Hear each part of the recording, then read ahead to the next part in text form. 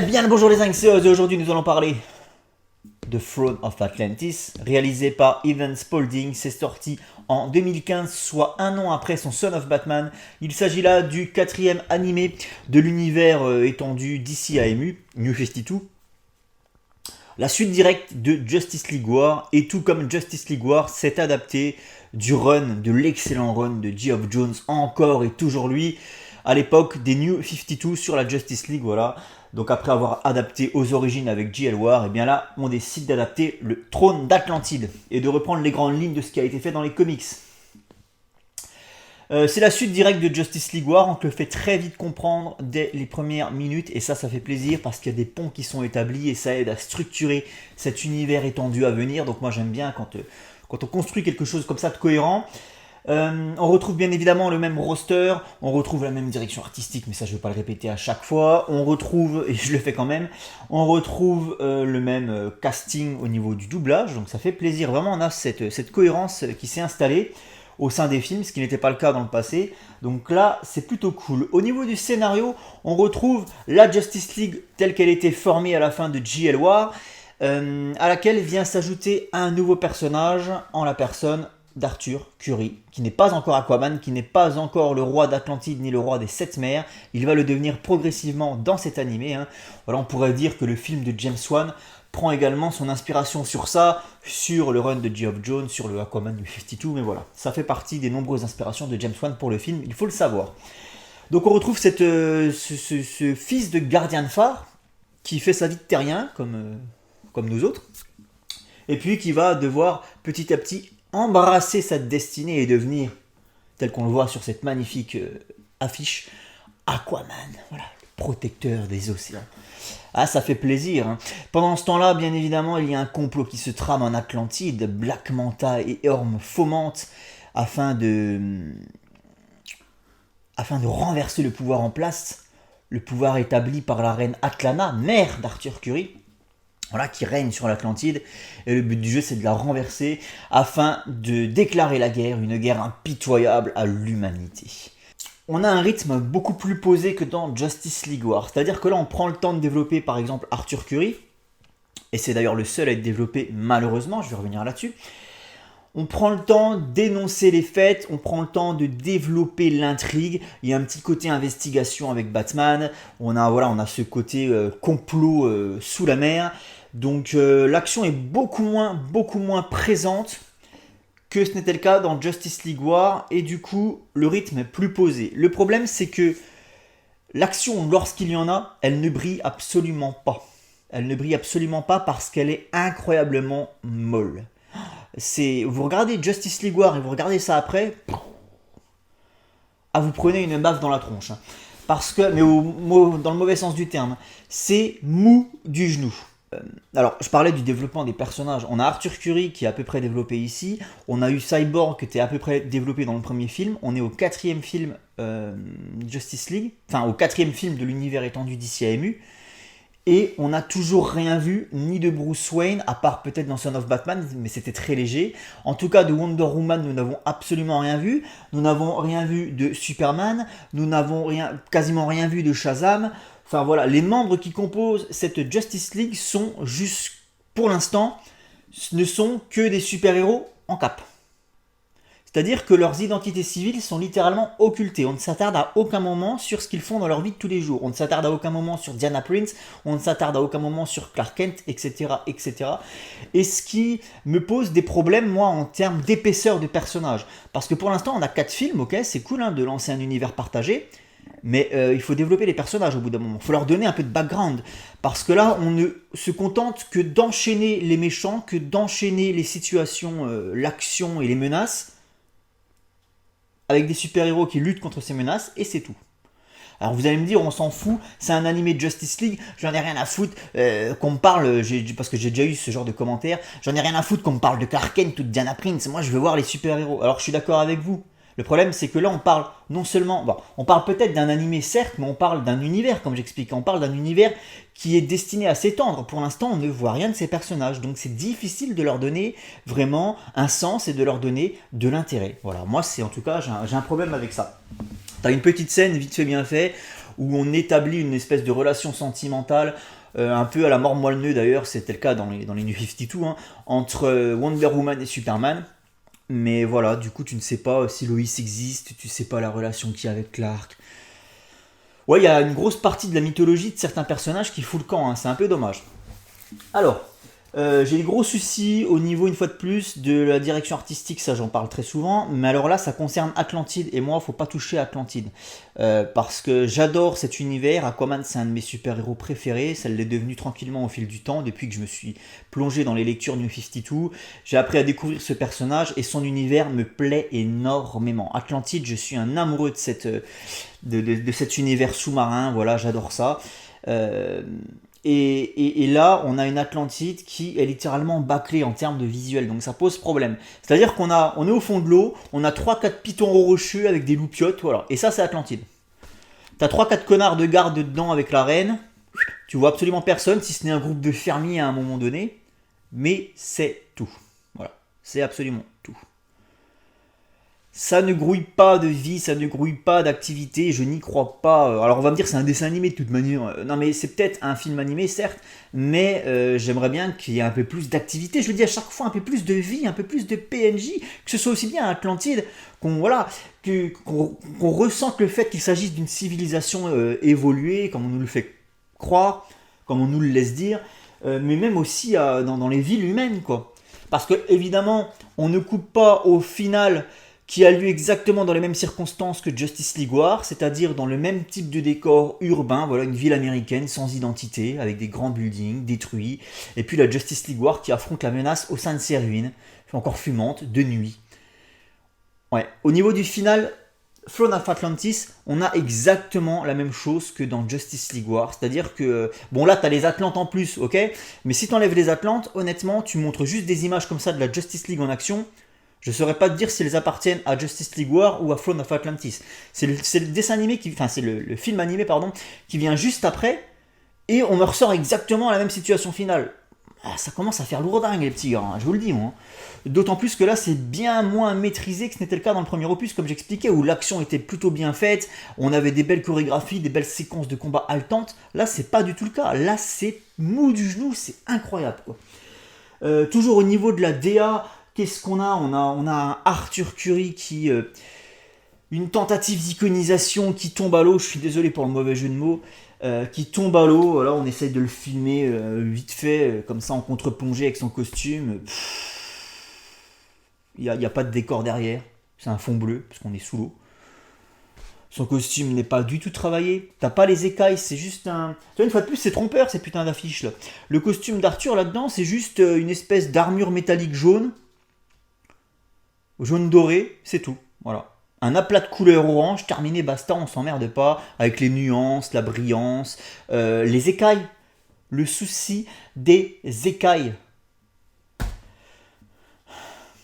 Jim Lee disait une fois dans une interview, je me rappelle dans une conférence, il disait je déteste dessiner Aquaman parce qu'en fait Aquaman c'est le Spider-Man de chez DC au niveau du chara design. Voilà, où il faut dessiner une à une les écailles. Et chez Spider-Man, il faut dessiner les petites toiles sur le costume. Voilà. Et bien justement, ça va me servir de réflexion. Imaginez maintenant un animé Spider-Man où on lui enlèverait les toiles noires qu'il a sur son costume rouge et bleu. Ça serait dégueulasse, hein. Et ben voilà ce que ça me procure, moi, quand on m'enlève les écailles d'Aquaman qui normalement sont censées faire partie de l'identité visuelle du personnage. Et oui. Ah, c'est feignant, je suis désolé. La caractérisation d'Arthur, pour le coup, elle est assez respectueuse des comics, donc ça c'est plutôt cool. Alors, on va parler de la menace, on va parler des méchants. On a donc Black Manta, Orm, hein, comme c'était le cas d'ailleurs dans le film. Black Manta qui coopère avec Orm, je ne vous en dirai pas plus. Nous sont révélées à la toute fin les motivations de Black Manta, qui sont littéralement flingués. C'est vraiment, une fois de plus, travail de feignant, qu'on n'a pas envie de s'emmerder à écrire un vrai personnage, avec de vraies motivations, de vraies ambitions. Là, pour le coup, c'est complètement flingué. Alors, je vous laisserai découvrir ça par vous-même si vous n'avez pas encore vu l'animé. Mais voilà, les motivations de Black Manta, on est presque dans le out of character. Le fait que Korn décide comme ça, du jour au lendemain, de travailler avec lui, alors que le mec voue une haine sans égal pour la race humaine, c'est un peu étrange, hein. Je sais pas. Ça me paraît un peu déconnant aussi. Parlons-en de Orm. Moi, c'est un personnage que j'aime beaucoup, Orm, dans les comics, dans le film. Mais alors là, pour lui donner de l'importance et surtout de la puissance, on lui a inventé une arme magique surpuissante, voilà. Parce que le personnage, c'est un méchant d'Aquaman, certes, mais de là à l'ériger contre la Justice League au complet, là, une fois de plus, on se retrouve avec un déséquilibre en termes d'échelle de puissance, quoi. En termes d'échelle de valeur des personnages. Là où la Justice League débutante contre Darkseid, c'était too much, bah là, c'est un peu l'inverse qui est en train de se produire. C'est-à-dire qu'on met Orm. Alors, il a son armée Atlante, certes, mais les Atlantes contre la Justice League, je veux dire, Superman, il souffle dessus, il n'y a plus personne, quoi, tu vois. Et de ce fait, on a ce problème de déséquilibre. Orm et son armée Atlante contre la Justice League, mais en vrai, il n'y a pas de combat, quoi. Il n'y a pas de combat, en vrai, quoi. Alors là, justement, pour donner, comme j'expliquais, un peu plus de puissance à Orm et d'intérêt à ce personnage, en tant que grand ennemi de l'animé, eh bien, on lui a inventé on a conféré à son trident, à son sceptre, des pouvoirs incroyables. Voilà. C'est-à-dire que le mec, il botte le cul à tout le monde avec son putain de trident. Calmez-vous quand même, parce que si on m'explique après que c'est le trident que va récupérer Arthur Curry pour s'asseoir sur le trône, ça voudra dire qu'Arthur Curry, il a un trident qui est complètement craqué. Voilà. Donc calmez-vous quand même. Faut se détendre. Non, il y a des soucis à ce niveau-là. Au niveau donc des menaces, au niveau de la méchante, au niveau de certains enjeux, des décors vides comme tout le temps. On a également, merde, je sais plus ce que je voulais dire. Alors du combat final, putain. Ah, là, je suis obligé de spoiler un petit peu. Hein. C'est pas bien méchant, vous inquiétez pas. Hein. T'as un passage où t'as Green Lantern qui s'est créé un mecha immense avec un aspirateur. Et il aspire comme ça tous les Atlantes qui lui courent dessus. Donc tu vois les Atlantes qui sont aspirés, hein, littéralement, et puis qui sont propulsés en arrière et qui retombent sur le sol. Inutile. À la limite, la prochaine fois que tu te fabriques un aspirateur, mets un sac. Mais fais un aspirateur avec sac, mon petit gars, pour les retenir, les Atlantes. Parce que si c'est pour qu'ils se cassent la gueule 3 mètres plus loin et puis qu'ils repartent au combat, inutile, quoi. Enfin, je sais pas, tu vois, c'est maladroit, hein, c'est clairement maladroit dans plusieurs situations. Enfin, je sais pas, ça fait plus rire qu'autre chose, en fait. Alors, pareil, quand je parle de maladresse, lors du grand final, t'as le tsunami qui est censé ravager. Putain, d'ailleurs, ça, les mecs. Ah, je vais te la faire courte, hein. Dans le bouquin, les Atlantes déchaînent des tsunamis sur je sais pas combien de villes côtières à travers le monde. Enfin bref, c'est un chaos total. Et tu vois des villes américaines comme New York, des putains de villes côtières, qui sont littéralement submergées, qui se retrouvent sous la flotte. Avec des gens qui meurent dans leur bagnole, qui meurent dans leur bureau. Enfin, et tu ressens vraiment toute la détresse du moment. Ok Et là, tu ressens pour le coup les enjeux. Ok, et là c'était cool. Et ça, j'ai envie de voir ça dans un film. Putain, tu sais, des vagues de 200 mètres de haut comme ça qui s'abattent sur des villes, avec tous les morts que ça engendre. La Justice League qui est obligée de combattre au milieu de la flotte comme ça. J'ai envie de voir ça. Là, pour le coup, on nous refait le coup du tsunami. Sauf qu'en fait, c'est un pétard mouillé, il se passe rien. Le tsunami s'arrête avant, hop, l'eau s'écarte et t'as l'armée Atlante qui sort de l'eau. Et ce qui m'a fait bien rire, donc là, du coup, ça fait chier parce que ben, y a pas d'enjeu, y a pas de civils qui meurent. Et de ce fait, il y a un truc qui est marrant avec cette séquence, c'est qu'avant que l'eau ne s'ouvre en deux, façon Moïse, hein, et ne laisse entreapercevoir l'armée Atlante qui est juste dessous, et qui se prépare à débarquer sur Terre, quoi. T'as l'armée américaine, les mecs sont chauds, tu vois, les soldats ils arrivent, alors qu'ils étaient littéralement absents contre Darkseid. Là ils arrivent, hop, des chars, des machins, en joue face à quoi? Face à la vague, face à l'océan. C'est-à-dire que les mecs vont tirer sur la flotte en fait. Parce qu'ils sont pas censés savoir que les Atlantes arrivent. Hein. Je vous rappelle, c'est un tsunami qui est en train de s'abattre, qui est en train de déferler sur la ville. C'est de l'eau, c'est une vague de 200 mètres de haut certes, mais à quel moment tu positionnes des mecs en tank et avec des pistolets mitrailleurs, enfin de l'armée quoi, pour lutter contre un tsunami. À quel moment? On n'utilise pas forcément à bon escient les pouvoirs des personnages. Je sais pas, t'aurais voulu voir un beau combat avec Diana à l'épée contre l'autre avec son trident, tu vois, bah non, même pas. Non, c'est flingué, quoi, je suis désolé, c'est flingué. Pour le coup, c'est... Alors, c'est Evan Spaulding, c'est marrant parce qu'Evan Spaulding, j'avais dit que son Son of Batman était flingué, à peu près pour les mêmes raisons d'ailleurs. Hein. C'était mou, c'était mal chorégraphié, c'était chiant. Alors je suis curieux de voir d'ailleurs Batman vs Robin, qui est le film qui arrive après, parce qu'en fait, pour la petite anecdote, donc nous avons Jay Oliva qui a réalisé Flashpoint Paradox et Justice League War, dont j'ai dit du bien pour ce qui est des deux films. Nous avons ensuite eu Son of Batman par Ivan Spalding, donc là c'était naze. Voilà. Après on a Throne of Atlantis, donc un animé qui pour le coup n'est pas destiné à Batman mais à la Justice League entière, et là c'est naze, donc réalisé toujours par Ivan Spalding. Le prochain de mémoire c'est Jay Oliva, donc sur Batman vs Robin, et là il sera marrant de comparer en fait la qualité de travail des deux réalisateurs, quoi. Parce que du coup on aura de très bons éléments de comparaison, on aura un animé Batman réalisé par Evan Spalding avec Damian Wayne, et un animé Batman réalisé par Jay Oliva avec toujours Damian Wayne, et c'est d'ailleurs la suite directe de Son of Batman. Et tous les deux auront également fait, donc pour le coup, chacun un animé sur la Justice League, l'un avec War et l'autre avec Throne of Atlantis. Donc voilà, on va pouvoir comparer un petit peu ce qui se fait chez ces deux réalisateurs, et pour voir si le problème vient globalement de Warner Bros Animation, ou alors clairement des réalisateurs qui sont sur les projets.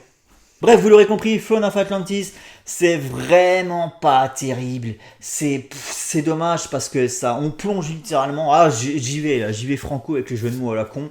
Non, là, c'est dommage parce qu'après l'excellent Flashpoint Paradox et le très bon Justice League War, et ben là, on a un animé de la Justice League qui ne s'avère pas être à la hauteur, et on commence vraiment à perdre cruellement en qualité. Et on verra ce que ça donne sur le long terme. Pour l'instant, c'est mal barré. À la prochaine, ciao les zincs.